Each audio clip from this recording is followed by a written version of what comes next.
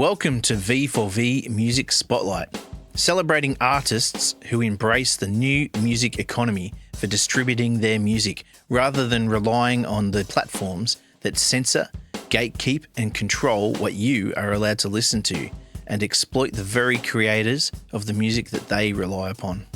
If you'd like to join in and help grow this alternative space where listeners have the opportunity to support artists directly, please check the show notes for more information. This episode, we have V4V royalty.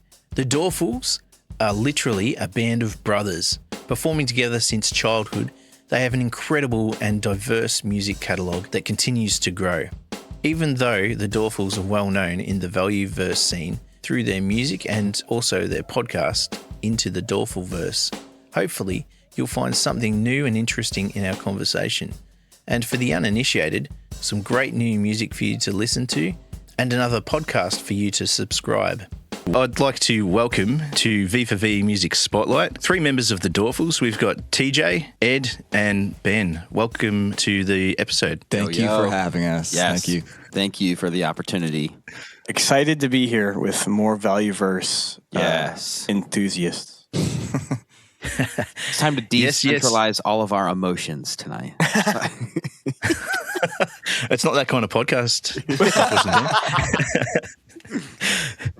I'd like to ask about what the Doerfel-Verse is. So Doerfel, obviously being your family name, but just for the audience that aren't aware of you guys, can you give us a quick background on, how you came as a family band up to legends of the V4V music space? Yeah, I'll start. The Doerfel-Verse is the place where our whole experience from playing in a family band since we were all little kids to touring the country to settling in Key West, all the while, training and learning other instruments, turning into genre hoppers, a term I learned from you, starting with bluegrass, and then playing all sorts of other things from rock and roll and some blues and pop and things like that. And the Doerfel-Verse is the place where we all come together and you can see all the different kinds of music or things we've made in the past, and you can see it all in that one place. And because there's the Doerfels, right, which is us, but then we have, Ed does his own thing. He goes by CityBeach. Ben is just Ben Doerfel because I don't know why he didn't come up with a cool name. I have a cooler name now, but it's for the next project. Oh, okay. And then like our brother who couldn't be here, our drummer, Kurt, he goes by Curtis Drums, all one word. And then of course we have like some of our older, like just historic recordings that we would maybe say, hey, this isn't like, insane top-notch quality things, but like it's history, it's our lore, it's Doerfel lore. So the Doerfel-Verse is a place where we can get together and just have fun with each other, talking about our music, we like to feature other Doerfel-Verse music, Other artists we've collaborated with, and produced and that kind of friends stuff. we've made. and it's also our attempt to be the platform instead of having to submit to other platforms. We're like, hey, word of mouth. If you like and if you hear our song by however, you can find it all right here at our place, or also now in V4Vmusic.com, another decentralized way to do that. But like you can just do it all right from our website, Doerfel-Verse.com, if you can spell Doerfel. Which is we've always felt like is a curse for marketing pretty much our whole lives, but I'm starting to be happy with it because it's it wasn't hard to get the domain or anything because Better than being like the Smiths. right.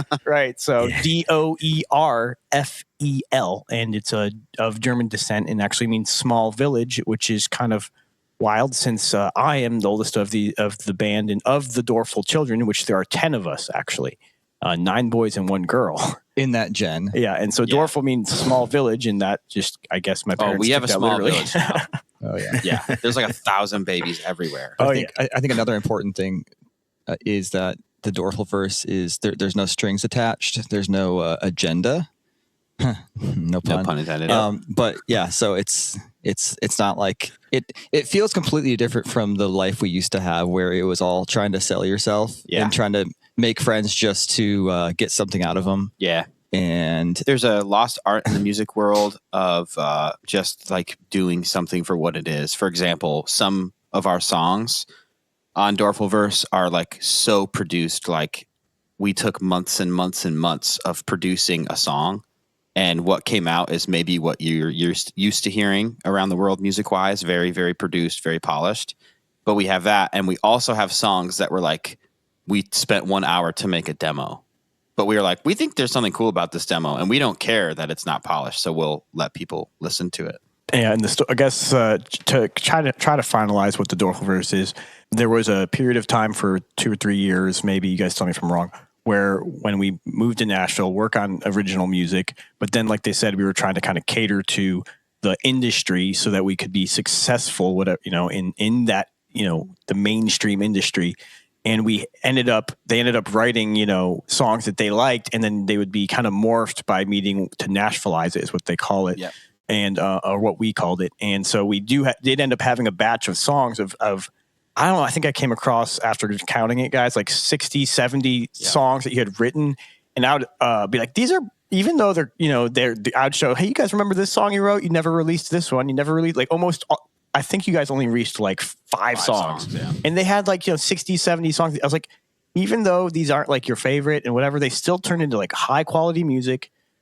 There's things to still enjoy out of them, and I don't know why you just never released them in the first place. So the Doerfel-Verse is somewhere where we've kind of been like, you know what?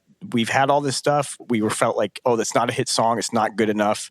Because we were trying to cater to a certain thing, and we're like, here's everything. And it's sort of like the good, bad, and ugly too, because you'll come across some like kind of wacky stuff, but then there'll be the polished stuff. And so also it's funny because you'll hear a very polished, produced song, and then you will come across like the demo or just the first recording of the same song. Yes, I like that better than the final product. Yeah, and something about Nashville that's probably just not is very unknown is, like TJ said, like we were young and trying to learn and develop our skills, and we didn't understand how important it was to, like, when people say like, stay true to your roots, man, like it's like this hippie saying that people say. I think what they actually mean is like, you have something unique about you now. And when you go into a world where everyone's not you, you can tend to lose it and just become like them. And I don't think we knew how to do that well. And I think about what Ed just said, some of the demos, like when we would make demos, because it wasn't produced, it was the rawest form of who we really were, just like a mandolin and a guitar. And then when we would produce something, we would want it to sound like Nashville. So there's no sign of mandolin. There's no sign of the mandolin anymore. There's no sound of, no sign of a banjo. And we just tried to sound like the people we were writing with and what they were doing, and just kind of like lost ourselves, so to speak, in some of it. And being older now, we look back at that and we're like, oh, that's like so stinky. But also, like, we were just kids. We didn't know what we were doing. But yeah, it's so I also just want to say, like, it's not Nashville's fault. Like, Nashville's just doing what they do. People are just grinding. They're writing songs. I don't want to, like, we're not trying to, like, we co-wrote with like awesome Nashville people, and they're incredibly talented songwriters. And I don't think they had any intention of like making our song suck or anything like that. It just, it is what it is. And they didn't make songs suck. Yeah, it's just different. Yeah. They just weren't exactly what you imagined. Yeah. In your head. But yeah, Doerfel-Verse. Yeah, simple. So what sort of age were you guys when you moved from your own sound to like the Nashville sort of scene and sound? Well, our sound changed like maybe 10 times. Yeah. I don't know, probably more like 3 major times. But in the early days, we actually grew up playing a lot in church, and then just like for fun. And in church, it was actually a little bit more like, modern church music is very like rock, like U2-esque almost, or like Coldplay-esque. And so we were learning the beginnings of that. And then we also played bluegrass. So those were like the 2 majors that we were learning. And then over time, bluegrass took hold, and we like had a career kind of doing that. And then it really shifted when we started like getting frustrated with how bluegrass can get a little bit, what's the right word? Not stale, but like just, I mean, there's a box that you need to stay in, and there's check. Yeah, you got to check. Musically speaking, musically speaking, the industry wants a certain thing, the fan base of bluegrass, and we were just like getting bored, not even tired. Like, we liked it, but we were just bored. We wanted to do other stuff too, and they didn't like the fans and like the world that was there didn't like that.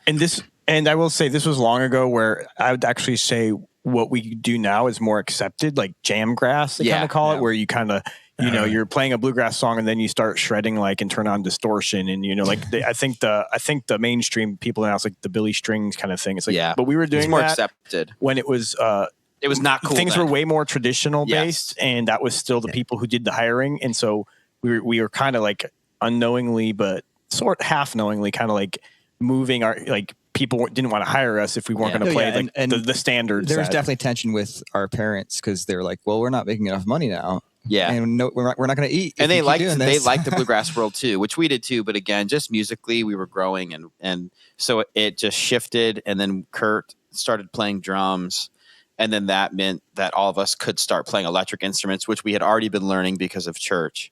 And so then our shows started doing like both. And that was a super confusing time. Yeah, and then a lot of work to carry all the instruments and gear. Then we kind of not overcorrected, but we really slammed hard into the other ditch, and like we didn't play a lot of bluegrass at all. And then later we kind of like just I don't know, we got wise a little bit and like started blending it more and doing both. So there's kind of the early, the middle.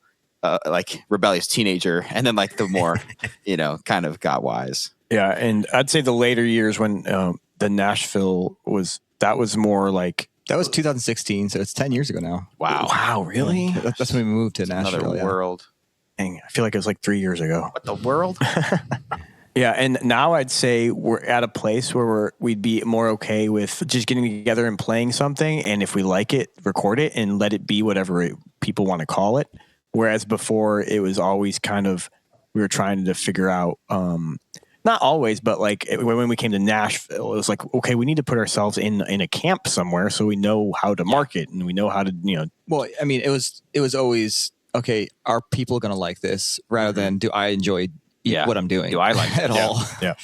Yeah, and that was really when you came to Nashville, because before that we were doing a lot of blend of like weird acoustic to electric stuff. It was still a big fight because our audiences were always split because we couldn't decide like what and we were still maturing playing. at that age too. We weren't quite like developed with everything, singing and things like that. So age-wise too had a big part of it because obviously the early, like I started playing guitar when I was 8, started singing when I was 4, started playing guitar when I was 8. TJ started 8?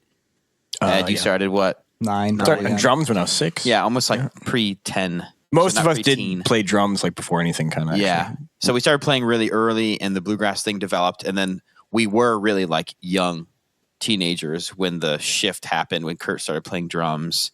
Then it wasn't when we were probably young adults to where we got wise. And then we moved to Nashville kind of in the midst / on the tail of that. And let's see, if it was 2016, then that means I was 21 and I'm 30 now. So we were still pretty young when we got to Nashville in terms of like just life experience, I would say. And then a lot of our mentors, especially in Key West for a long time, they were kind of the club player type, more rock and roll people. That's kind of who we were hanging out with and learning from. Mm-hmm. So I think that was probably pulling us away from bluegrass even harder. Yeah, there was good and bad there. Yeah. So what was the age gap between the members? So TJ is the oldest. Yeah. So let's see. What's the easiest way to figure this out? I guess. How old are you now? 37, and then what? Kurt's is 28, 27. He's 28. Yeah, 20 or 20. So a nice little 10-year, almost 10 years. Yeah. So it definitely showed sometimes because there were nights when we all wanted to kill Kurt because he was so immature and annoying.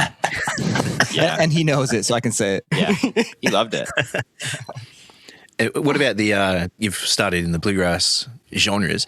Did you guys have, as individuals, have genres that you enjoyed more that you brought into the band? I mean, yeah. For instance, our bass player loves metal. His name's Joe. Whatever. What is his name again? Wait, he has a name? Yeah, Joe loves metal. Like he's always been that guy. We would make fun of him and stuff. But it's honestly a lot of his. I mean, he is really cool music. Maybe not taste. metal, more like prog rock. Whatever. Like It's just very heavy. Tesseract. Yeah. If you've heard of those guys. Yeah. More. Yeah, you're right. Prog. Yeah. But then he would probably listen to metal as well. But yeah, I feel like there was certain things that we were all pretty unified, like church world like stuff we liked. Switchfoot we all liked. Nickel Creek we all liked. There was some like staples that was definitely all around. Reliant K, was a big one. Yeah, there's staples like Reliant K that we all liked. And John Mayer. Although when I first started listening to him, you guys would tease the flip out of me. You guys are like, well, that's because John Mayer was just like, we were too young to understand girls yet, and he was just singing about girls, and we're like, oh my gosh. I took a lot of they were mean to me. Yeah. We were 12, 13, and I was too sensitive. Yeah, but probably the most left field was Joe with like the more heavier prog rock stuff in terms of like what he brought in. And Kurt was always on like the cutting edge of genres when like, I don't know, are you familiar with Tom Misch at all? No. Look up Tom Misch. He's almost a jazzy John Mayer. Yeah, it's very like jazz jazzy, fusion. classically, and he's fusion-y, from UK. Somewhere over the water, yeah. But he's wicked good. Really good. And Kurt found him on SoundCloud and was ripping, and then like a year before he was that, like popular, then he exploded. So Kurt's always like the kind of like more of like a hip hop influence guy. Yeah, R&B, very R&B vibe. Yeah, and then you and I were always kind of right. Yeah, we like the right same in line. Yeah. Whether it's like a rock, like a Coldplay album, but Coldplay thing. very poppy. We played a lot of Coldplay covers, didn't we? Yeah, probably 4 or 5. Felt like a lot, anyways. Yeah, every show. And then obviously our instruments, like I had some specific guitarists that I always listened to. I'm sure she's the same banjo, Ed, same mandolin, maybe a little less Ed. There was, I only have one mandolin player that I like. He has one mandolin player he likes. Everyone else is like, this guy sucks. So we got TJ generally on the banjo, dobro, and as the electrical stuff came out, I'd use the lap steel a lot. So and then Ed mandolin. Yeah, mandolin, and then I branched into electric mandolin and keys, and I mean I play a little bit of everything, but mandocello. That's been a really cool instrument that I picked up a while back, acquired, and you had the higher voice, sweet high voice. Yeah, I mean, not that high. I have a falsetto, but I wouldn't say I'm a high compared to all of us, though. Yeah, you were the high singer. One of the things that we did before we got wise was we just tried to sing as high as we could all the time. Like, why did we do that?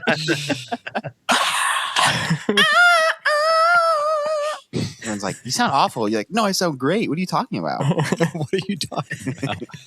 It's completely naive. And Ben's on the general on guitar, but I hear a lot of a bit of piano in some of your work as well. Is that you? Yeah. I only know how to play the black keys though. Literally, I just write and then I just transpose it because I can't play in any other key except what is that? Like F sharp. Pretty lame, but my favorite instrument though is drums. I love playing drums. I'm just not he's a great drummer. Yeah, I played on Ed's a live thing we did for Ed recently for CityBeach. Really on Satellite Spotlight. Brilliant. That was Ben playing. Oh yeah. Well, we might kick off with a song. So we've got 2 that TJ's picked out, 2 that Ben's picked out, and Ed was a last minute addition. He didn't know what he was getting himself in for. So we may have one from Ed as well. Is there one that segues nicely from your guys' point of view? I think "Love Like Yours" could be a good. That was kind of the start. It's a good transition period. Yeah, the oldest music. song of the four we picked. We can start there. Yeah, when do you think that was written, Ben? 2014. It was when we were living in the Keys. Me and Emma had just started dating, so it was 2014. Yeah, and is this a Doerfels song, right? Yes. Brilliant. "Love Like Yours" by the Doerfels.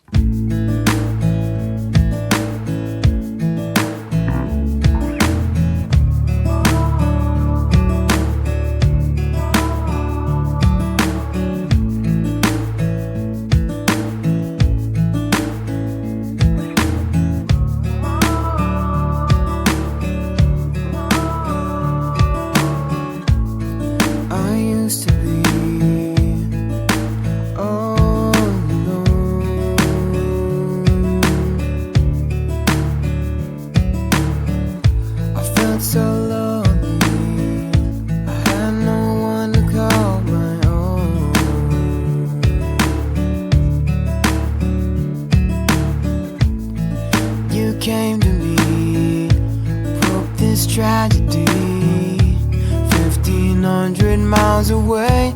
You can hear me say, love like yours is hard to find. I could have almost lost my mind.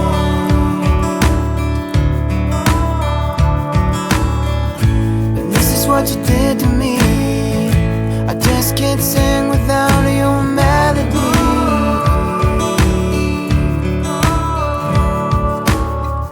I'm thinking of you all day long. Every night you give me a new song. I feel it's meant to be. I'll just let it fall on me.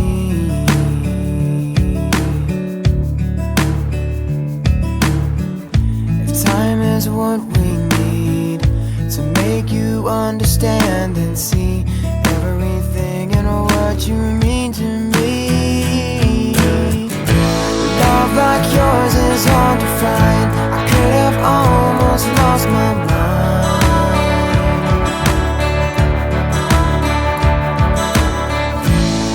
What you did to me, I just can't sing without your melody.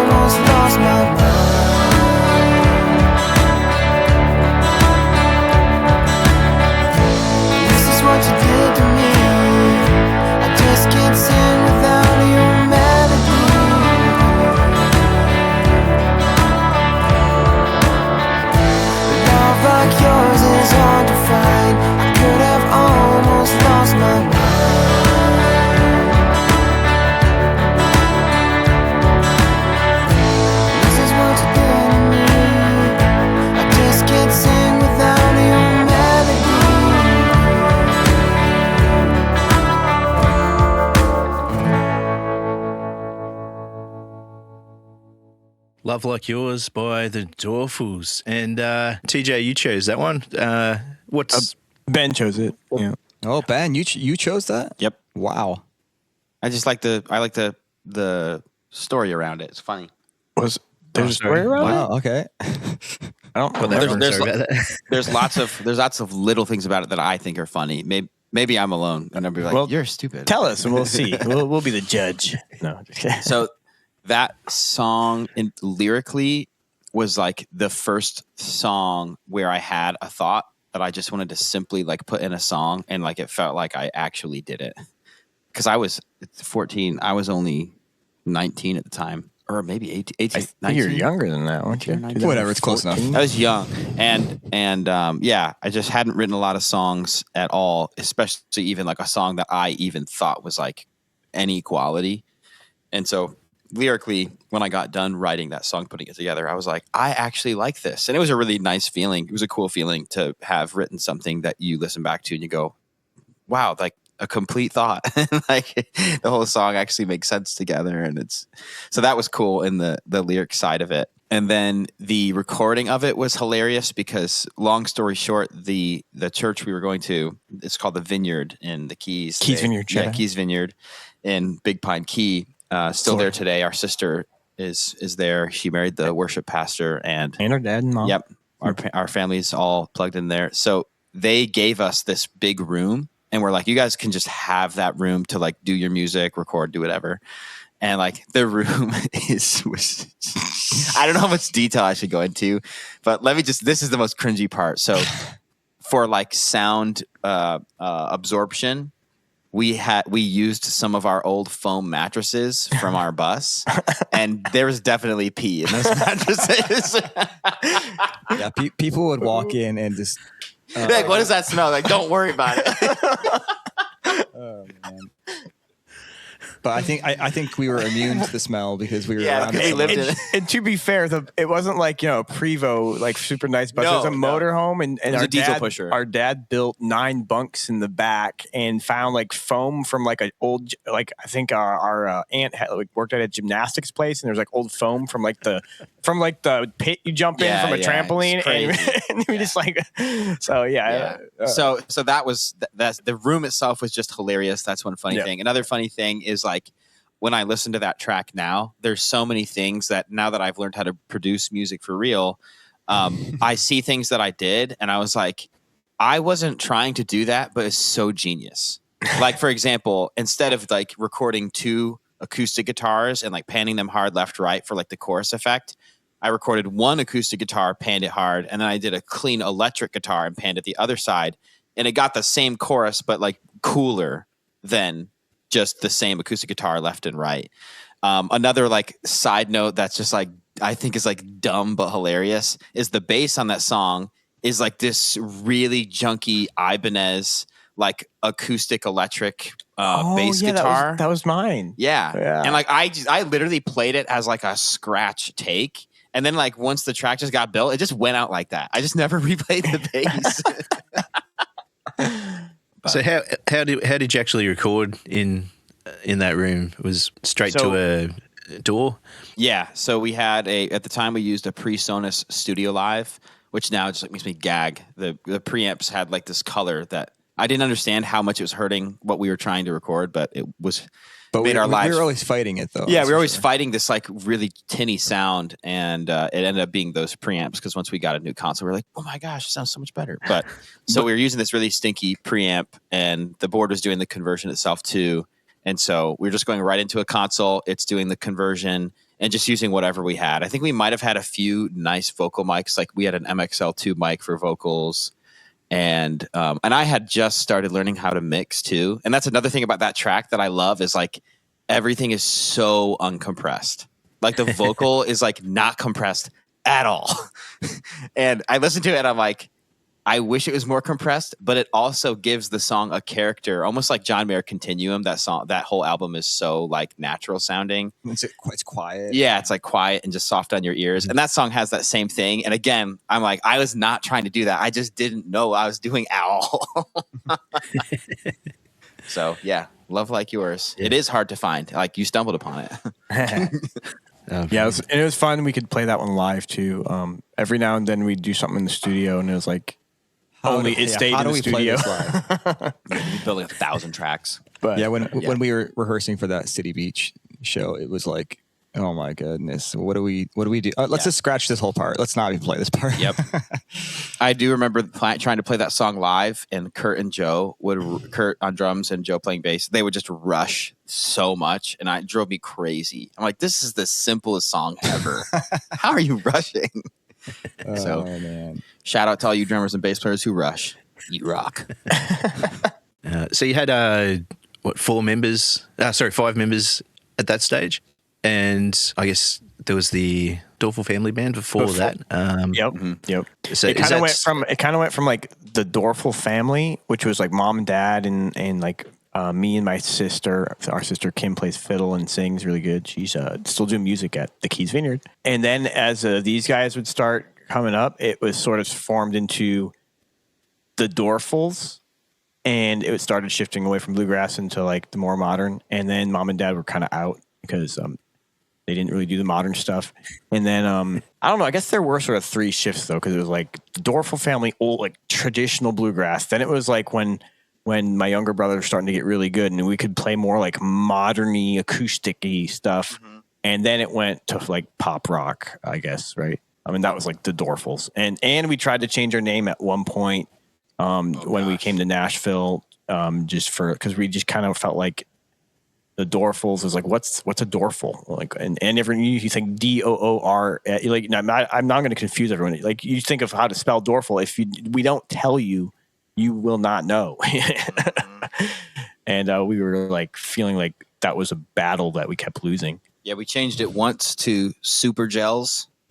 That didn't last. That lasted about a week. Yeah, lasted about a week. And then we changed it to Fuel on Fire when we were more Nashville vibes. For some reason, we picked like a heavy metal band name. It was and it was one of those things too where we would get as many ideas as we could, and none of them we liked. And like, I mean, just picking one we didn't like. well, we had our manager like, just decide something. Yeah. So we just picked like think the of a worst band of name for years. This is the least of the evils. Like, I guess Fuel and Fire is like not that bad. Let's go with that. And then we tried to tell ourselves it's not the name, it's the music. And if it's music's good, then we just think the name's good too. And but then we changed our name, and then we started to suck. Yeah. Anyways, I looked up Doerfel translation, and I got it came from small village and a tanner, like someone that's tanning skins. Wow. You said small village. You haven't heard that tanner side? I haven't heard tanner. No. I feel like I've heard something like that.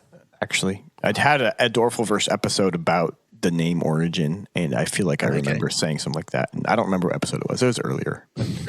But yeah, so you're reminding me. Oh yeah, there was some other things. It's amazing. Good. So you could have changed it to the Village Tanners. We should do an album called like Small Village Tanners. Yeah. People be like, "What's that album name?" Like, you don't know what Doerfel means, do you? You've got, I don't know how many albums and EPs you've got released in the Doerfel-Verse. I should have counted them, but no, I didn't. It's quite a few. I think the earliest releases were the Doerfel Family Band, that earliest recordings, and they were studio, like on a label. Is that how that worked? A few of them were. Some of them were. I mean, the earliest, it was in our friend's basement, and we just did everything ourselves. We really only had one album on a label, technically. Yeah. Yeah, because Tom Minty's label. Yeah, because Diamonds was recorded for a label, but it never got put out. Yeah, we did one album on a pretty big label with a lot of money, and the whole thing got canned. Well, yeah, it was 2008, and the housing market crashed. So anything that wasn't making the label money, they were like, bye. Yeah, we were an experiment and a chance, and just bad timing. Well, yeah. Depending on your perspective, bad timing. But yeah, so the bluegrass was the earliest recordings, and we did do a bluegrass album on a label called Patuxent Records. Yeah, is just what it was called, out of Maryland. And the owner for that his name's Tom Minty. Awesome guy. Yeah, super cool. He just loves bluegrass. He loved investing in young artists. And we were really young. I think Ben, you were probably. That's probably 12 or 13. Yeah, 13 probably. I was like 17 maybe. Kurt wasn't even playing drums yet. I mean, he might have been hacking around on them, but not like he didn't play in shows. We didn't have songs with drums or anything. We definitely didn't have him in the vision at all. Yeah. But that was a pretty fun experience because instead of recording in a basement and just kind of producing our own little thing to have at our little gigs and stuff, it was for a label, he really wanted us to still be ourselves. He kind of let us self-produce it. Yeah. And he just was like happy to we'd be like, what do you think? I remember just asking him, what do you think? He's like, oh, well, I think if you like it, then you should do it. Like he just really wanted us to well, you guys do what you want to do. And I just want to record it and help be a part of be a part of the journey. So that was a great experience. And we love Tom Minty. Shout out if you ever. So we probably have, let's just rough count in our heads. First try. Broke down Thursday morning, sideshow, middle of nowhere. After middle of nowhere, Big Pine. Big Pine, and then that's 6. There was the gospel one. Oh yeah, if you count that, so that's 7 bluegrass by ourselves, 7 bluegrass albums in just not all of these are homegrown. Coherent in the Doerfel-Verse either. There's only kind of a compilation of them. They're not in their entirety. Yeah. So and then we did the Patuxent one. Can't forget about the Christmas. That was middle of nowhere. Yeah. Album. That was, what was that called? Was it called? No, it was called What I'm Looking For. Yeah, What I'm Looking For. And then after that was Diamonds. Pretty sure. Yep, Diamonds. Don't forget about the Christmas Project. The Christmas Project. Thou shalt not be named. I lost count of that so far. Yeah, that's about half of them. So yeah, I will say, being the oldest of the group and being very serious about just all the music stuff we were doing. Whereas these guys, they were serious, but they're also kids and they were just goofing around. I didn't know what it meant to be serious. Yeah. And so I would get pretty annoyed when they were horsing around. I was trying to get stuff done and everything. But loved recording. Anytime we were recording, I was like, I want to do more of that. And then I'd say it's kind of crazy when everyone got really good. For a period, like a couple years, it was like when we didn't do any recording. We were just playing tons of shows in the keys nonstop, and we'd always be like, "Oh, let's record." And then we were so busy that we didn't really get to like. And then we didn't get to breathe and create in the studio. It was like we need to have something to put on the CD table now. There was a solid season of us playing 300 plus shows a year. Yeah, like multiple 2 shows a days per week. Yeah. There was points where you'd be playing and like just because you've been playing for so long, like hours and hours, like days on end, you just like be playing stuff you didn't even know was even possible. You're like, I'm amazing today. What is happening? What? Yeah. And that happened to me all the time.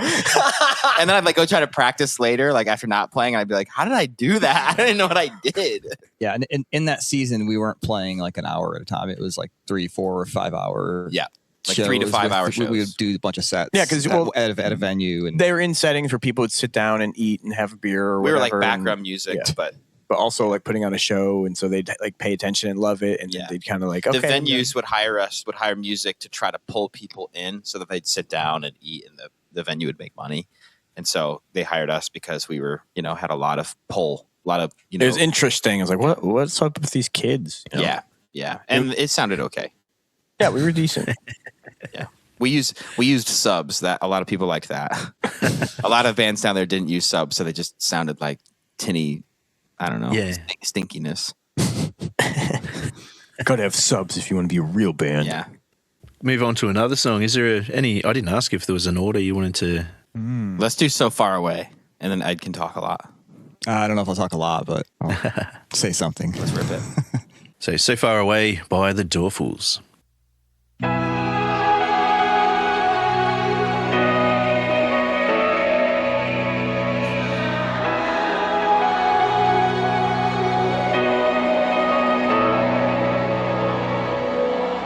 You and I were close as traffic in New York City, getting lost.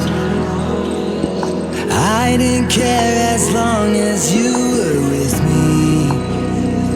Oh, from the sky, everything, it always looked so pretty. I was right here and you were right there, but we were so far away. We were so far away.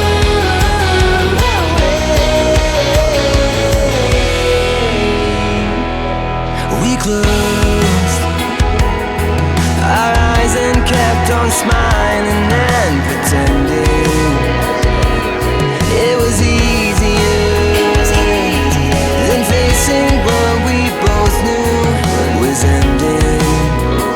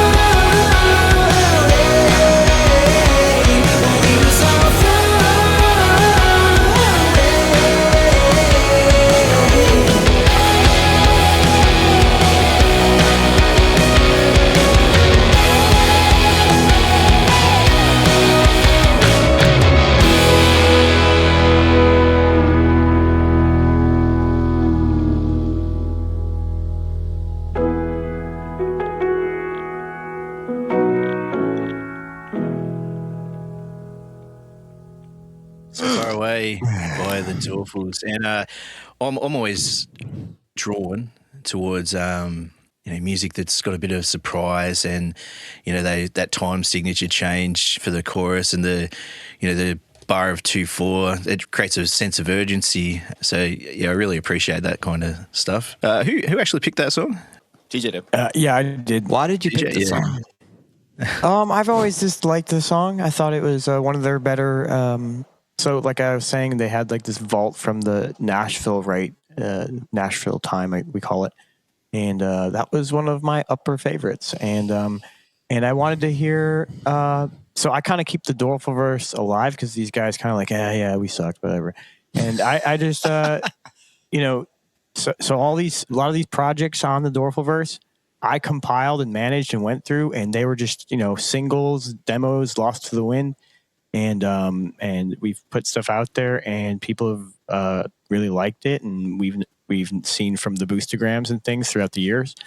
And but I picked that song because I wanted something that Ed sang on, and that was a song I liked, and I was curious to hear where you guys started writing that song, because I know that one, I think you had stuff, because I found a completely different version demo of that song. And I think, so what I'm saying is I think you wrote it and then you guys must have taken it in and got it rewritten. Well, that was one of the most frustrating times in Nashville, because I had that melody and the chorus and like the hook. So far, I had that. And we brought it to 3-4 different people, And they didn't like it. Yeah, and I mean, and a couple people would be like, "Oh, that's like such a awesome commercial hook. Oh my gosh!" But it doesn't work. And why doesn't it work? What's wrong with it? And then you said it was great. And then eventually we brought it to Zach Malloy. Yeah. And that was a super frustrating moment, because I had a very clear picture in my head of what I wanted the song to be. But then it just it didn't turn out anything like I thought it would, and then we ended up changing a lot of like the lyrics and like the phrasings and luckily I feel like it did keep some of like the time signature stuff, but it was even weirder than what you heard it. I think the song was actually, the chorus was originally in 7/4. Yeah, it was. Yeah. There's a recording that's way different, and I think it's at the end of the Bloodshot Lives album. So on a lot of these albums on Bloodshot Lives and the Disco Is Swag, it just a live version? You guys may have played it live. I don't. I think I listened to that, and I'm pretty sure it might just be. You a can live play a little bit of it if you wanted to pull it up. It was it was the lyric and the hook was actually, I can see how much it changed from Ed's idea to what they decided to do with the Nashville Professionals. Not dissing them, but just like how it changed. And there were things actually I liked from both versions. I was always tending to do weirder things. And so like my original hook for the song was, "We were so far, we were so far away," or something like that. It was like really strange. And, Well, in the writing too, in the original, the hook was like, well, it's going good so far, and then the story would change, and now it's getting this, and then it was so far away. The song would flip flop, like from perspectives. I guess I think you are the right. The original version. Very very odd, but I almost didn't like bringing my favorite ideas sometimes because I had a super, don't break my idea. I had a super clear vision in my head, but it was really hard to get out to other people, and so that was a really hard part of songwriting with other people. But it's good. It was good learning. It was very good learning. And I can look back, and then after that, all those hard times and figuring out like how to do this, I feel like I could just sit by myself and like write a complete song. You went through all that, and now you look at your CityBeach albums, and someday maybe you can just have CityBeach on, Matt, if you feel so desire, so you can really look at his stuff.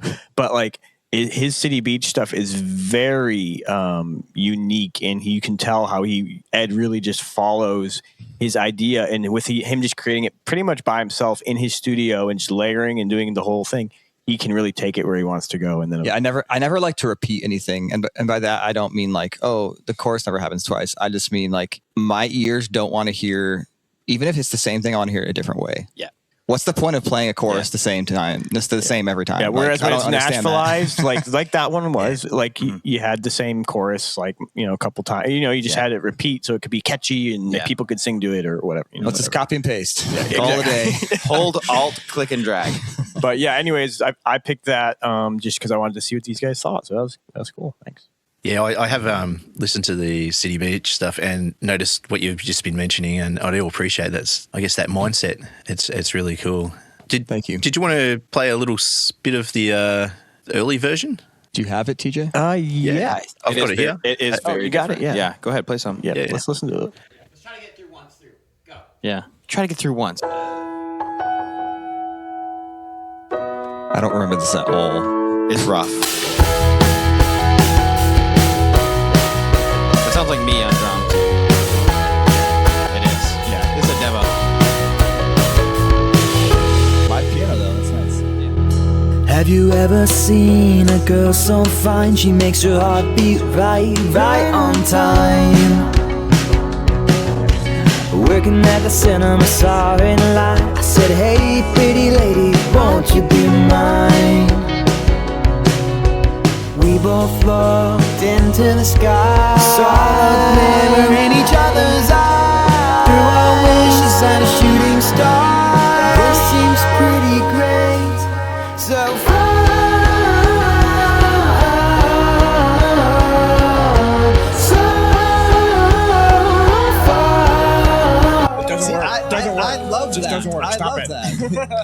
You know you done something you can't take back when you kiss too soon and you move too fast. Couple months went by, you started to lie, told you give it to me straight. What's happening? We've all looked into the sky, seen the fire in an ex's eyes. Throwing wishes at a shooting star. I thought we were close, but we were so far.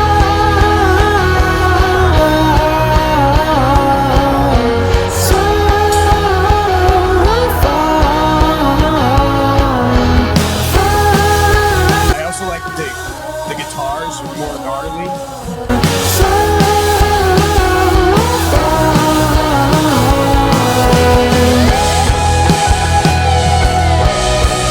There's the 7/4.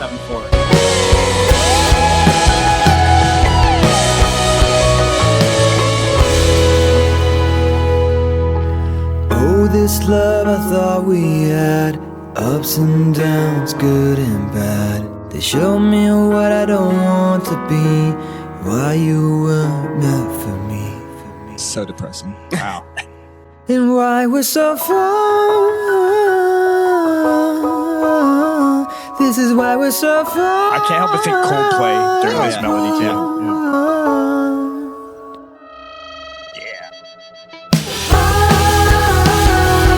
Probably should have just ended there.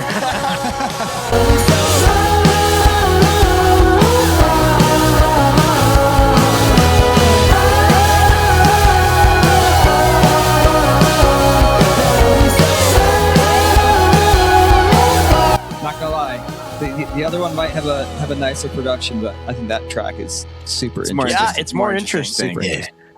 Yeah. One thing I mentioned too is I love the artwork on that song, by the way.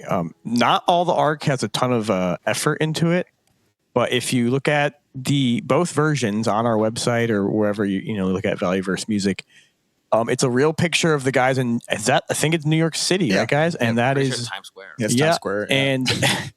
And so there's screens actually there. Of course we put in our lyrics, and then we put in some little like. I don't know if you know who Ryan Fonda is in the V4V. He's a friend of ours. We grew up with the Fonda family in their musical. But we have like his album is on the side of the artwork in the building, like that's his face. And then on the other side, you can see like the Bloodshot Lies logo. And so while obviously that was edited, it was real photos or real buildings. And then and almost all of our artwork, there's a couple, maybe 2 or 3 you can find, but almost all of it is just like real pictures from us when we were traveling, doing whatever, or yeah. So. And I don't like to just be like, AI, make me artwork for this song. And then, put it, I always try to find something that's either it could be a picture of traffic from when we were traveling or like anything, just something that's just not freaking AI generated. So that's a little. If you can find the ones that are like heavily kind of just generated by graphics, then good job. But there's only a couple. Bloodshot Liars. What's that one? Well, we grew up in Buffalo, and we all played hockey, and so we grew up Sabres fans. And I don't remember how, but Kurt somehow found a graphic designer that worked for the Buffalo Sabres. And I don't know the story. We showed him like our hockey stick guitars and just like talked with him a little bit and asked him if he would cook us up a thing for that it was actually an entire 3D model. It was very overkill for a 2D. We just wanted to cook something up for that single, and he made that big like red head with all like the like crazy stuff. He made that. Oh, that's cool. Yeah, I didn't know that. That's cool. No, it was that's very hand generated by someone. Yeah, nice. Funny, you show someone that image and you're like, yeah, I just had AI made that, and they're like, so stupid. But then if you're like same image, you're like, yeah, a guy made that. They're like, that is awesome. So I've been going through your catalog. Like I said, I've only really discovered this space, 6 months or so, and going through the Doerfel-Verse catalog, and been interesting seeing when you've had solo or side projects where it's diverged into something that's different but has elements of the Doerfels in there. Yeah, like you mentioned, Curtis drums and him having a little different influences. I think you can hear a lot of them, even if so far away was, what would you say, dumbed down a little bit for the Doerfels, but you're still coming from those influences or those mindsets and merging them into a Doerfels sound, which is really cool. What's a typical songwriting session, or how does a song get created for the Doerfels? Is it together, or walk us through that process? There are definitely seasons of. You and I wrote a lot early when we were kind of stepping out of bluegrass, and then it kind of shifted to Ben and I.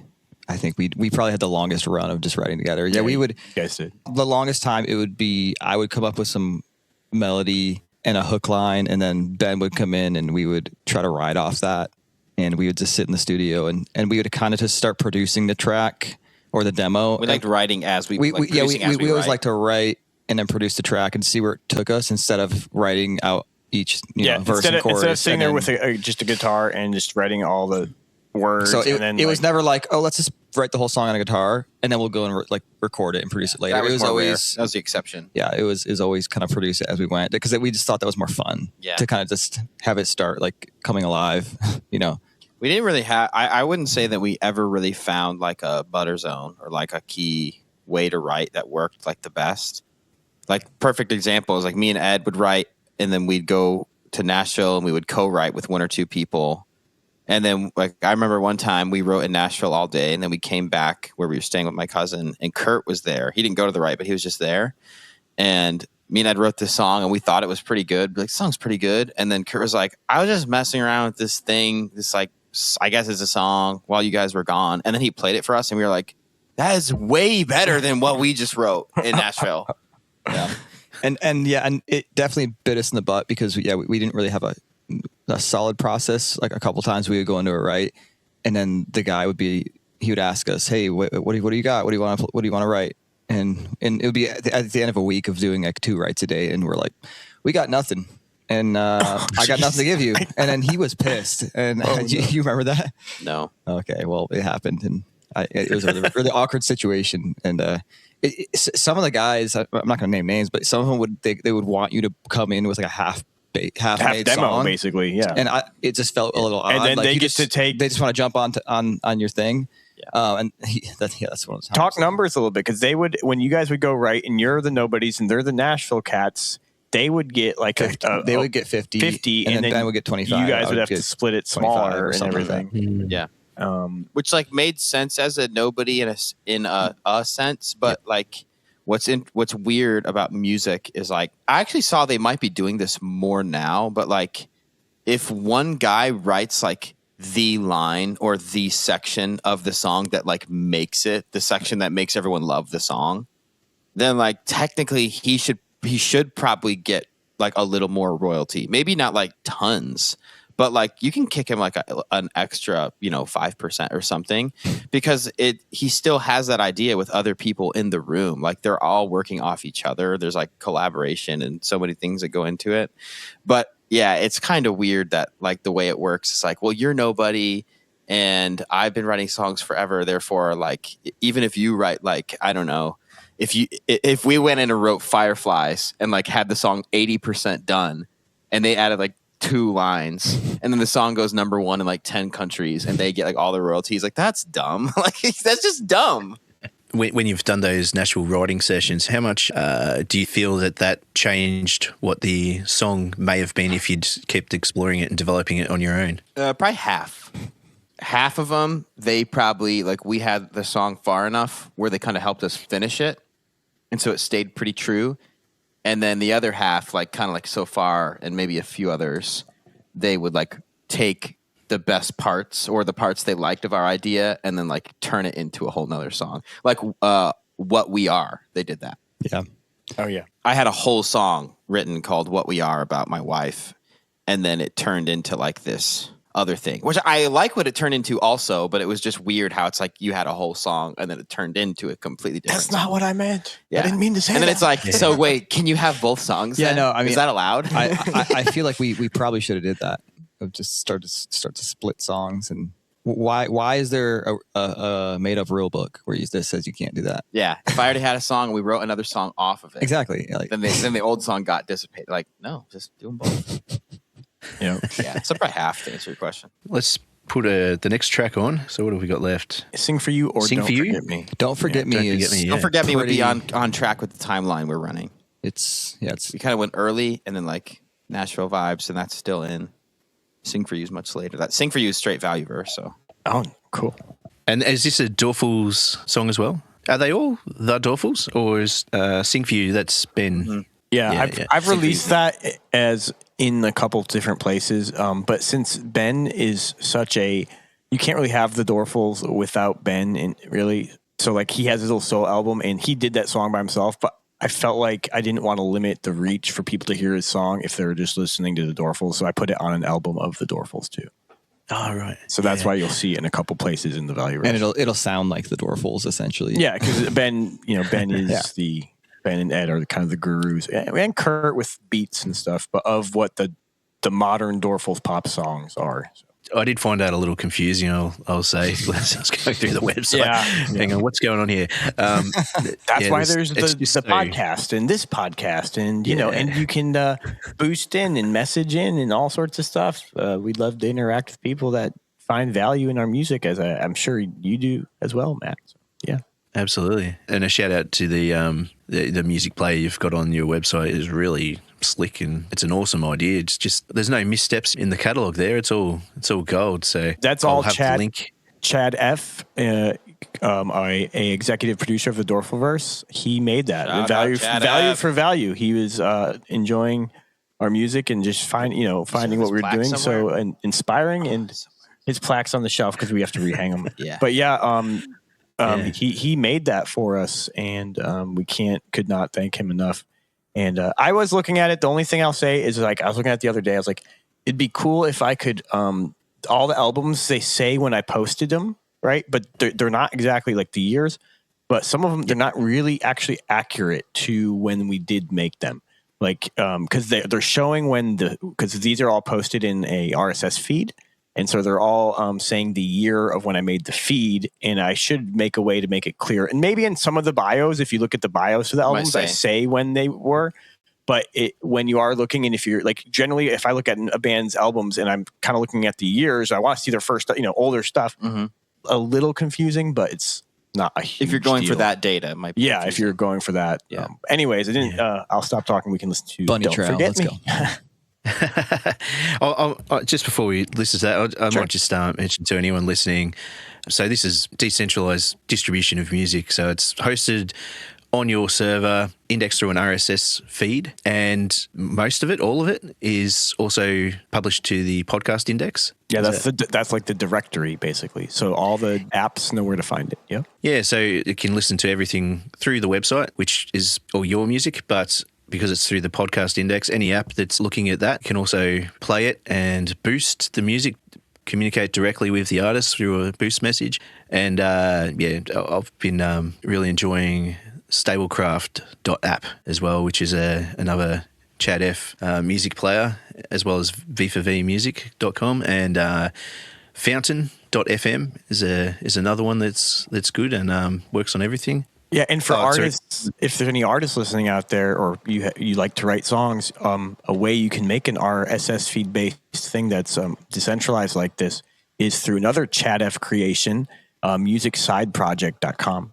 Yeah, absolutely. We'll put links for that as well in the show notes. And if you are an artist that wants to explore a different way of getting off the platforms and having more control over your art, then please get in touch with me as well. I'd love to help walk you through it and point you in the right direction as well.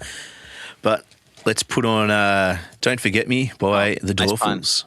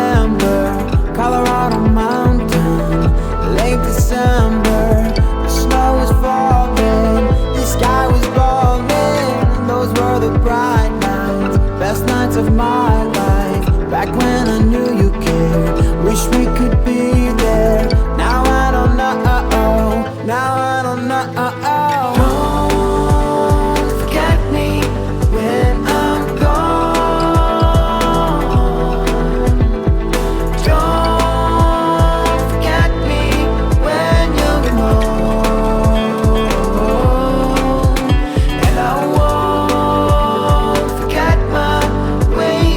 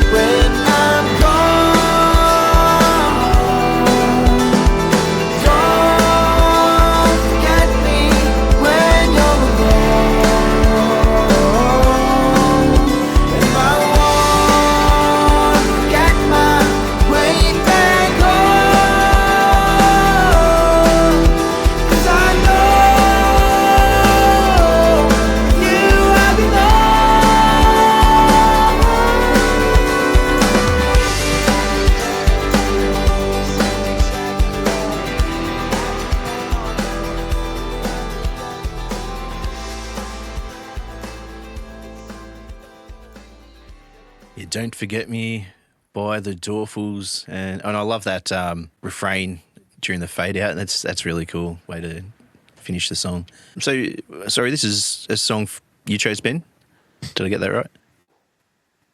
Teach? I chose this one. This is another teacher. This is another one that I wanted to hear a story from these guys about because I didn't get to be involved in writing of this song, and this was another track that just when they sent it to me and I heard I don't know if this is like an official track or a demo, but either way, it's the only one I have. I don't think I have any other versions of this track. That's it, I think. And it is just killer. I love the guitar delay picky thing and the solo shreds, and the melody is just it sticks in my head, and the artwork and there's a lot. So I'd like, can you guys break down, maybe just start from the idea of the song? Was it one of yours, both yours? I would love to, except I have no recollection of writing this song. Really? But I'm sure if Ben starts talking about it, Steve Freeman.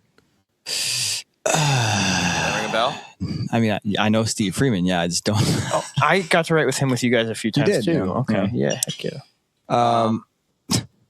That was almost the key. So do you guys think you brought an idea, like a hook or something that Don't Forget Me to him? Or do I you brought remember? the guitar riff. I do remember Ben playing this guitar riff. Yeah, forever. It reminded me of that classic. Every move I make. Yeah, definitely. Yeah. I'm not the guy to ask. I'm sorry. I don't remember this song. I brought that riff, and then I actually just broke up with Emma too. My now wife. We broke up for like a couple months, and I wrote this song that was. I just had this thought, and we wrote it, and the thought was just like, even though we broke up, I hope that you don't forget me, because if you do, that means like I must like sucked as a person. Okay. So like some of the story, like the second verse says like, what does it say? It says like basically like we'll always have that one memory like in Colorado or something. I remember writing that with you. I do that. Yeah. I remember and that. that didn't happen, but it was like in my mind, it was like there's things like that I hope that you don't forget. That was a fun song to write. You're right. Yeah. Mm-hmm. Because we basically I remember specifically talking about what kind of memories would you want to have with someone? Let's like write about that, even though they're not like real because it hasn't happened. But yeah, and the duelists, like the better songwriters we got, trying to like make one idea mean different things to different people. So like for me, Don't Forget Me When I'm Gone was like we broke up, but for some people it's like Don't Forget Me When I'm Gone. That means like when someone passes away. Or you're just away from someone. Yeah, or you're just like gone for a really long time. So that was the writing side of it. And Steve Freeman is just a great songwriter. He's one of my favorite guys to write with. He's super fun. Yeah, you guys, I only got to go with you guys to one write with him, but you guys, I remember always enjoyed going to write with him. You guys got along good. He was very like, so like Nashville has this kind of like vibe. I don't know the right word, but like some people kind of like operate the same way. And me and Eddie were very not Nashville in that like a lot of first time meeting someone, we made a point like we don't care if we finish a song today. We just want to get to know this songwriter as a person. And then because we think then we'll actually write good songs with them and they're a person. I don't want to just think they're just like a meat robot and we come in as like, give us what we came here for, your songwriting abilities. Steve Freeman was one of the people that just felt super genuine out the gate. Like I think we did write a song with him the first day we met him.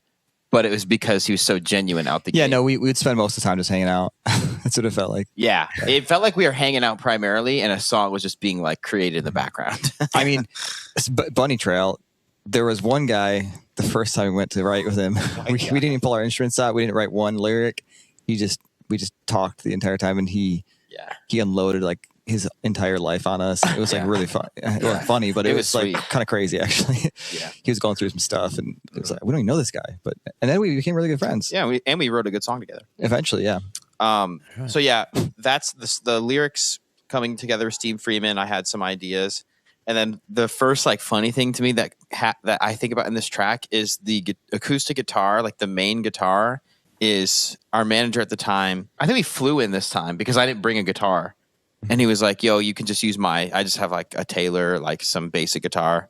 And like, we always played boutique instruments. And especially when we record, we're like, we want to use our boutique instruments. But on this demo, I just had this Taylor. And then we were using a USB iRig microphone. And it was in my cousin's garage with like air conditioners running in the background. And like, it was noisy. It was pure demo vibes to the max. But it made the track. It's in there. Oh, that's it. That's the real guitar. Like if I pulled the session up and soloed the guitar, you'd be like, "This sounds awful. What the heck?" Yeah. So that's the guitar with the iRig microphone. You Yep, think? it's a guitar with the iRig mic and some delay. It's just like, well, that's plenty good. It's signature sounding. It worked. Yeah. I'm pretty sure Steve he liked that song too, and he let us record the drums and some vocals and a couple other things. We did a recording session at his house. I remember. Do you remember that? Yeah. Really nice gears. Yeah, he had some nice preamps and just conversion. And so that song, the files we were working with were a little bit nicer. So it was easier to get it sound good. Yeah. So do you generally, at this stage in the development of the band, is it tracked from a demo and then, piece by piece, instrument by instrument, or... Kind of, yeah. I'd say usually it was. Yeah, usually it was like the demo would get made and then we just build the demo all the way out. So like the demo would be like, here's the idea. Here's enough of an idea. Here's a riff. This is the general structure. And then we'd bounce that and I'll listen to it. And if everyone liked the song, then it would just organically get more energy until it got produced to what we thought was the final track. Yeah, because you and I never really wrote full songs in one sitting, but then in Nashville, we would kind of have the idea, write all the lyrics, and then go back home, work off the demo. The lyrics are all there, and just produce it from there. But. And I think I made maybe 3 versions of that song. That's the 3rd version. The lyrics never changed, but just like the way the drums got played, the way the mix was. The first one was very like not techno. It was very like pop, like real drums, like barely had any footprint. And then in that one was like, definitely the best one because we got a lot of real drums at the end and just sounded better. And what about the artwork on that one? Let me see if I remember what it is. It's on the screen. There it is. Oh yeah, that was made in Blender by Kurt.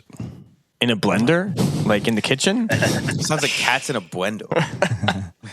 No, that's not AI. I know it looks Curtimus too Maximus. Pretty. See, I thought actually that was one of the ones that maybe Kurt did like more generating or something, like where he didn't do much Kurt work. doesn't generate; he just creates with his hands. And again, TJ was like, "So maybe there stupid aren't album cover. I think it sucks." And it's like, "No, Kurt made that." He's like, "Oh my gosh, it's incredible."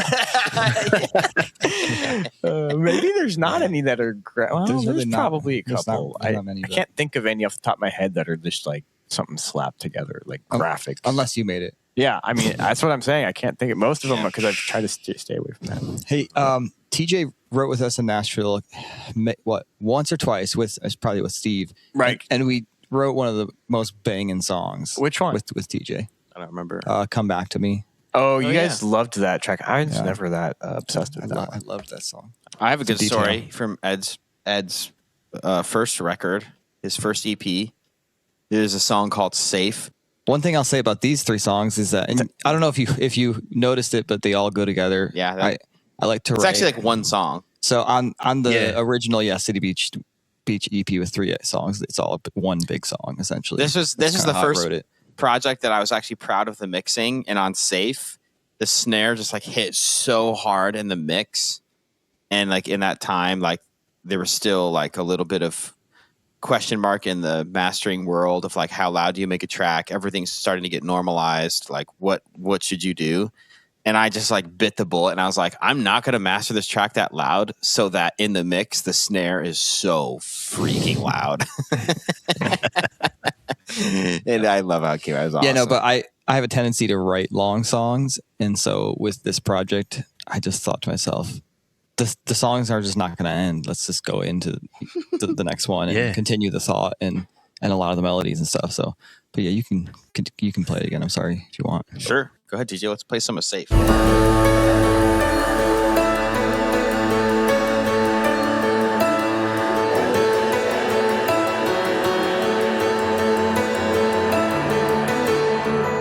won't feel safe till I'm free of you, 'cause you make me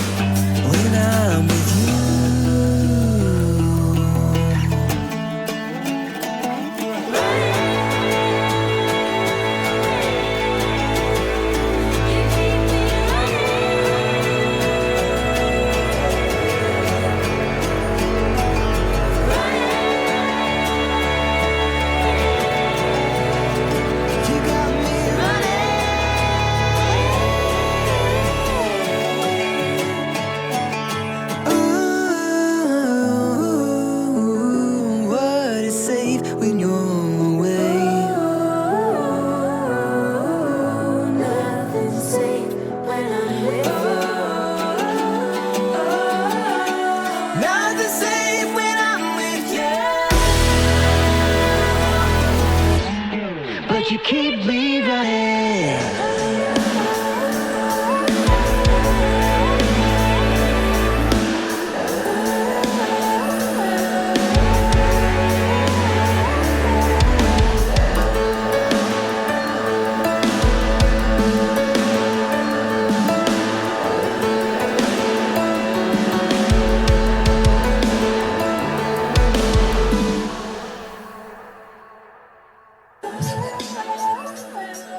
Gunshot. Yeah, literally. Someone dies every time his snare hits. So this is a thought in the decentralized music stuff that we're talking about. Is with this album, and I don't know if we've said it enough. Ed does say, I don't know if people realize what he's saying.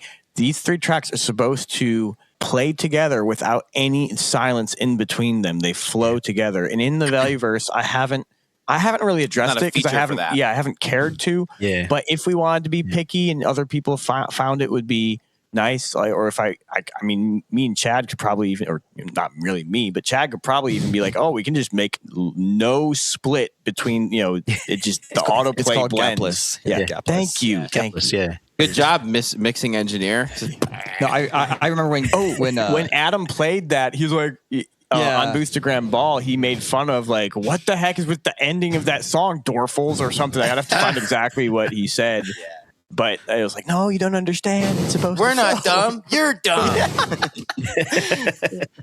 Yeah, no, the City Beach stuff was it was a super fun time for me because like I said, because you were free. Well, Ben and I never, and it was definitely me, but I think Ben shared in this of like not writing entire songs in one sitting, and like kind of just you would always piece things together, and it would take a while and all that stuff. Never got to take your time. Yeah, and one day I just picked up the mandocello. Ben got me a mandocello for my birthday a long time ago, and I never really played it that much. And one day I just started picking it up, and I started playing it like a guitar, kind of just like with chords and stuff. And for the first time, I kind of felt like a songwriter vibe in my soul of like, I think I could just like sit here. And it's called inspiration. I could just sit here and play like just chords and something simple and like sing to it. And like, cause I've always been pretty musically hyper. I can't just sit with my mandolin and like play through a whole song by myself. That's like, and like, you mean musically ADD? Yeah. So like I need to be with people, and there needs to be a lot of stuff happening, and like there needs to be like stuff moving.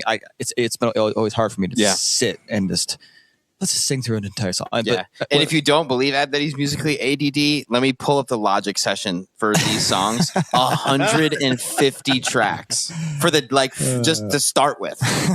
He's like, hey, this is all the ideas. Just like pick your favorite things and just mix it. I was like, flip you, bro. I'm supposed to take But up until City Beach, it was always I always had a hard time getting what was in my head out.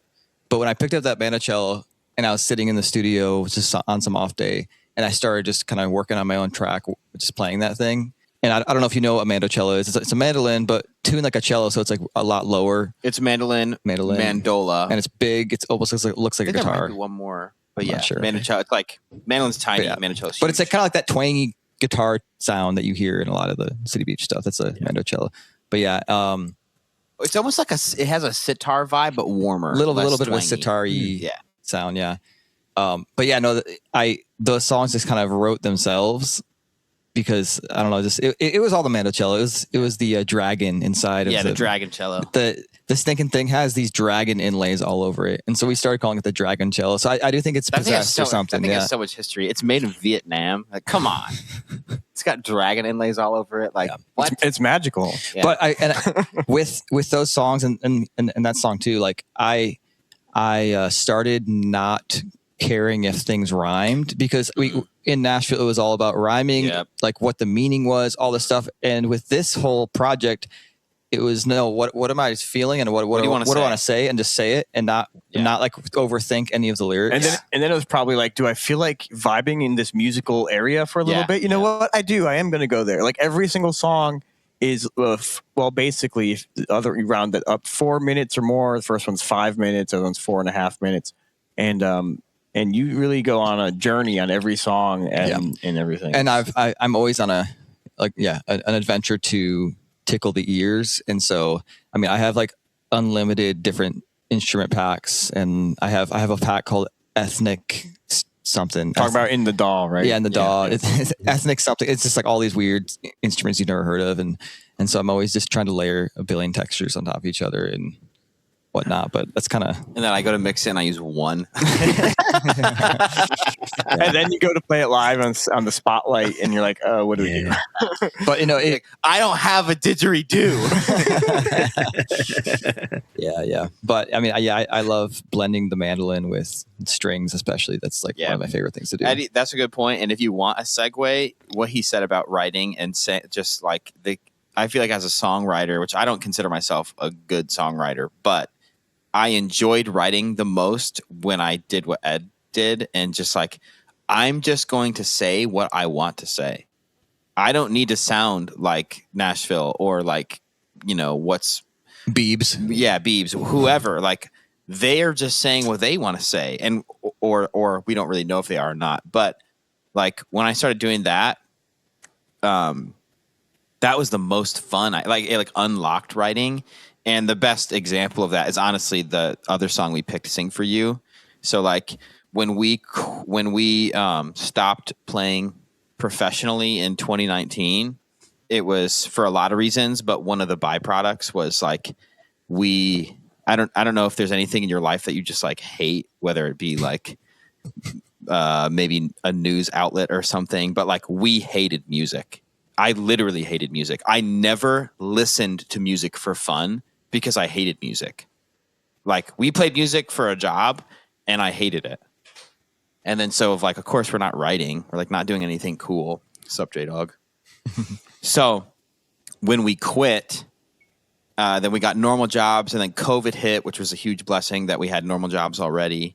And then I ended up getting, I was diagnosed with testicular cancer in 2021, and then God healed me of that in 22. And then like through all that stuff, music just kind of like disappeared from my life for a while. And then in maybe back of 22, somewhere in there, like after all that craziness of life had played out, I remember like listening to music and like opening up a DAW and like playing and like feeling the love of music that I hadn't felt in years. And I was like, this is incredible. Oh my gosh. Yeah, I think music is cool again. I think you mixed the CityBeach album in that kind of time. Yeah. And so like I wrote this song for Emma, and like it's like literally "Sing for You." It's like literally I could finally sing you a song again because I haven't been able to sing and like it for years and years. Didn't know what was going on. Yeah. Here. But like in writing the lyrics, literally that guy sat there. I was like, okay, I want to write a song now because it's fun. So I'm just going to say what I want to say. So maybe it it's was good. after you I want to tell you how I feel. And this was after the cancer was gone, right?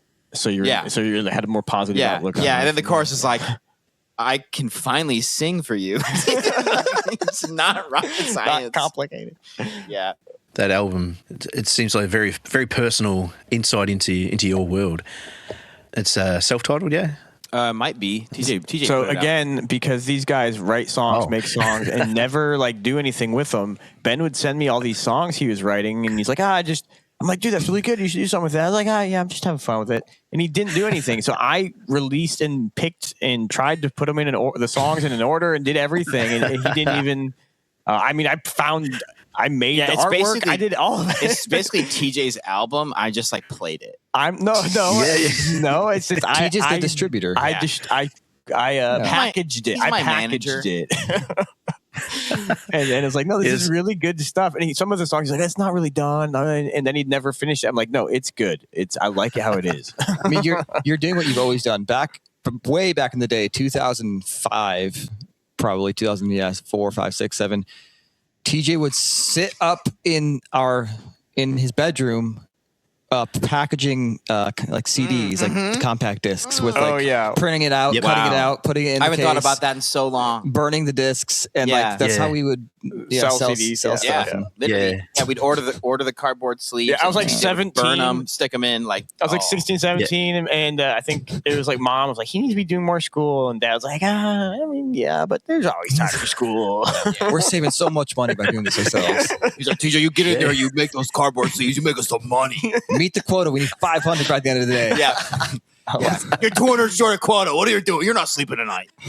It's like, Brett, can I have some more before I go back up to the CD room? Daddy, can I go outside? No.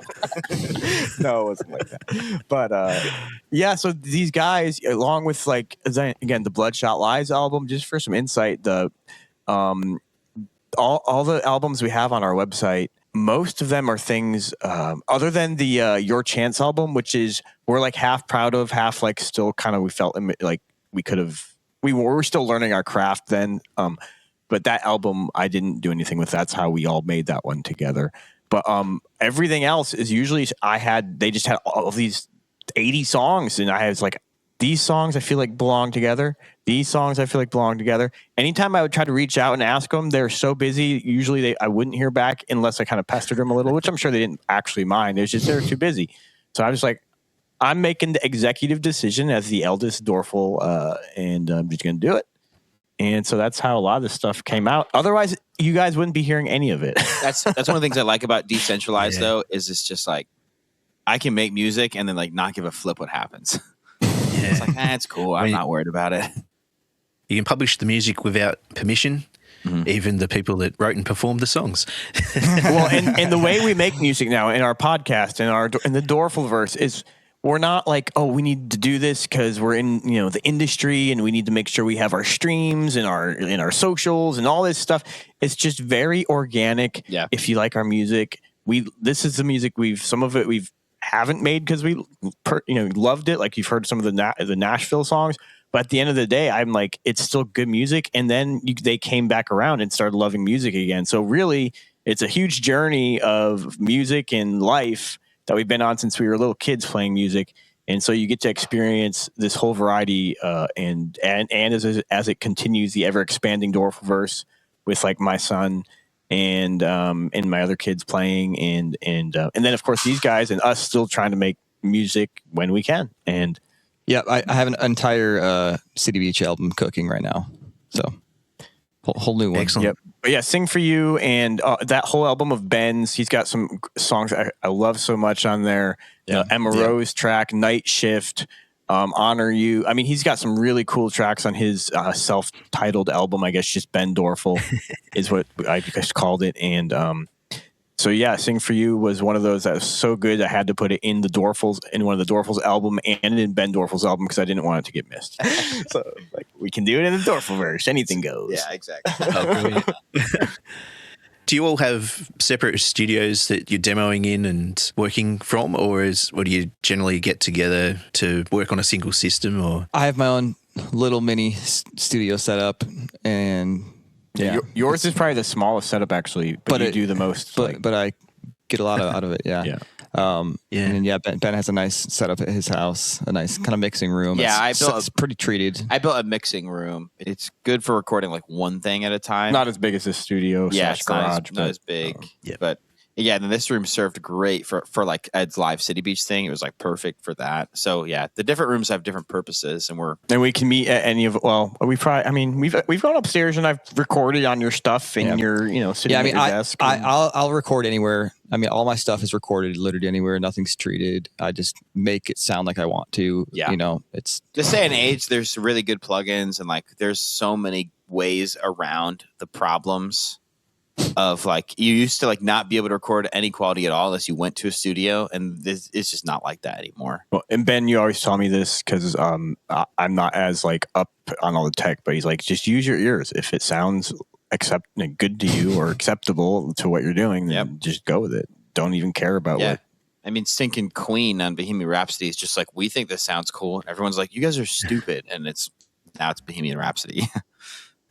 But anyways, we all have little setups, and they get from a little room, or we have this big room at my house, and Ben has a room. So, and Kurt has a room now too, so we might get more Curtis drums. Yeah, no, he's working on some drums for me. Nice. Yeah. Let's go. Swag. Great. Let's go. So we've got a new CityBeach EP album, whatever, on the way. Anything else? It's more than an EP. It should be about 10 songs, I think. That's a record. Cool. Wow. Yeah. My wife has been writing a lot. And then I've been writing a lot of songs for my kids, so there's some stuff on there about that. And I've been writing songs with some for friends. Your kids? Let me guess. go to sleep. I'm gonna flip and slap you. Yeah. Yep. No more milk. Yeah. This is title 3 from City Beach. No more milk. Listen in. I mean, it's not too far off from that, honestly. So, yeah. Yeah, I was teasing the new album for a while, and then Ed's second, his name's August, was born, and they had a little rough go at the start, but everything's going solid now. But so it's kind of been on pause. It's been on pause for about 6 moving months, but it's been a good pause because I was getting a little tired of. Well, and you're getting hammered with life stuff too. So. Yeah, no, but when I work on a song too long, I start hating it. So I just pause, Walk and away. then I'll come back and I'll like it again. Oh, So. actually, it sounds pretty cool. We might go out with Sing For You, but is there anything else you'd like to mention before we head off? It was great to meet you. Super fun hanging out. Yeah. This Thank you for giving us an excuse to sit together, Yeah, get and together just, and, like reflect on our musical history and career. And I got to learn about some insights to some of my favorite songs that they wrote when I was kind of like not. I don't know what writing. I don't know what the pace of life is for you over there, but like over here, it's just fast. It's never not fast. Like unless you literally Kind of force force yourself time to like slow to down, slow it, yeah. and like just sitting and listening to a song, like not watching a music video, but like actually just listening to a song feels so surreal. And getting to do it together, Yeah, too, and talk and like about with it other after. people, it's very enjoyable. So thank you for making us do that. Giving us the opportunity. Yeah. It's been a real pleasure and great to have you on. So links for the website and we'll add them to the show notes. And thank you, TJ, Ed and Ben for joining me today on V4V Music Spotlight. We'll head out with Sing For You by Ben Doerfel. Thanks very much, guys. Cheers. Thank you.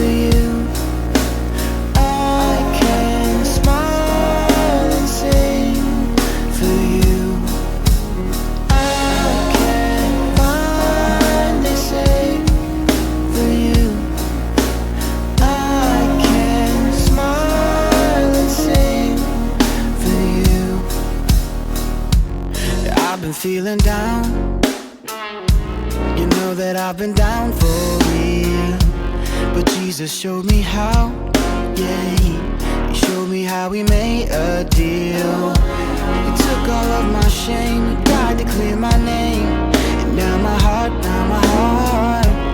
finally found the truth. I'm singing it for you, so you'll know my love's for real. I can finally say for you, I can smile and sing for you. Oh, I can finally say for you, baby, I can smile and say for you.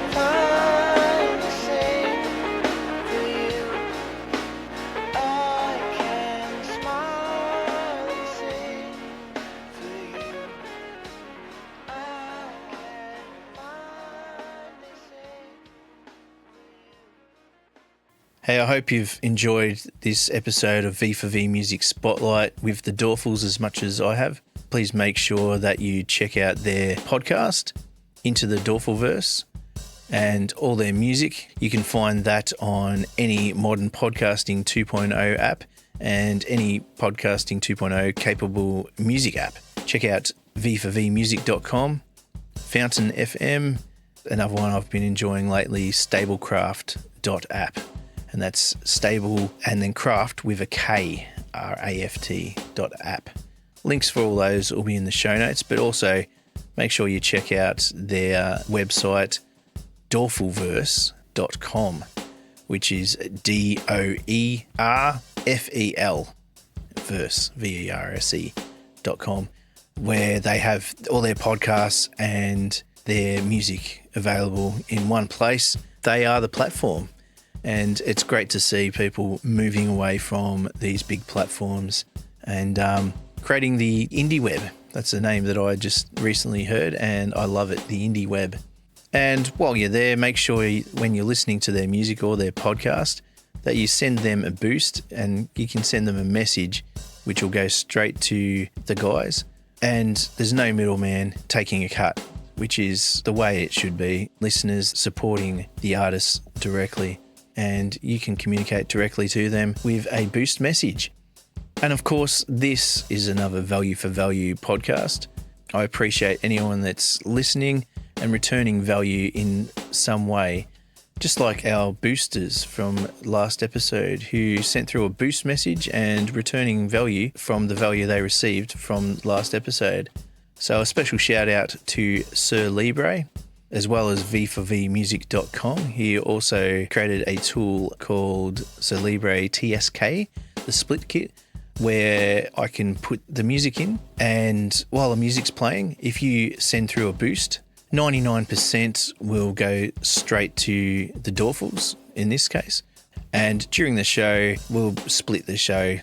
So we have ChadF from Castomatic, who was streaming the DJ Hyona episode, and he was automatically streaming value back while he was listening to the show. Thank you so much, ChadF, and please check out newmusicsideproject.com if you're a musician wanting to get your music into the Value-Verse, and also stablecraft.app, which is a fantastic music player.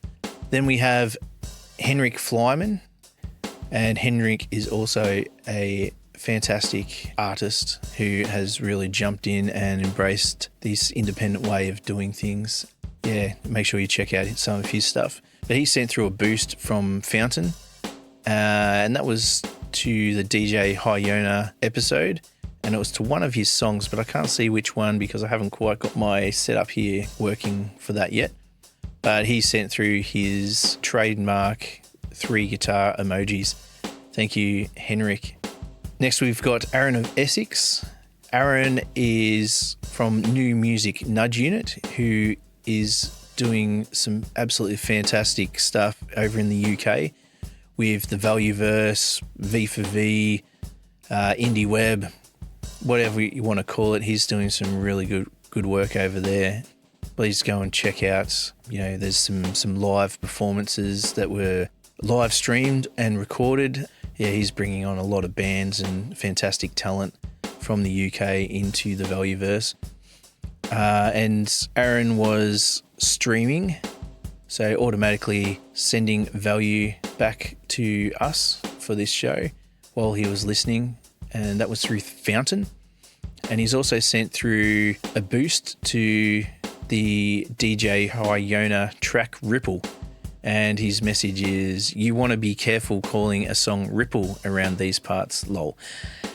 I had to clarify what he meant with with that, but because just went over my head. But there's a crypto called Ripple. People don't. Aaron doesn't like it, so I had to clarify that because it just went straight over my head. But thank you, Aaron. And then you send another also from Fountain to the DJ Hyona episode, and he's quoted DJ Hyona with "The Value-Verse is the future" from DJ Hyona 2026. And I agree, Aaron and Yona, that the Value-Verse is the future and it's now. And jump on board while it's early, but it's already so good already. If you haven't checked it out, the easiest places are, of course, V4VMusic.com, Stablecraft.app, and Fountain.fm. They're probably the easiest places to start. And finally, Amplified Tunes sent through a boost message via Fountain, and that was to the DJ Hyona episode as well. And it's, wow, what an episode. Not only some killer new music, but also interesting insights. And Yona himself is such a fascinating figure. Super brain. And yeah, he's a pretty amazing cat, Yona. If you didn't check out that episode, you can go back and listen to it. And we've also got, check out any of the previous episodes, Joe Martin, and there was one around my EP, Government Approved. If you missed either of those, please go back, have a listen. And that's all we have for this episode of V4V Music Spotlight. Cheers and God bless.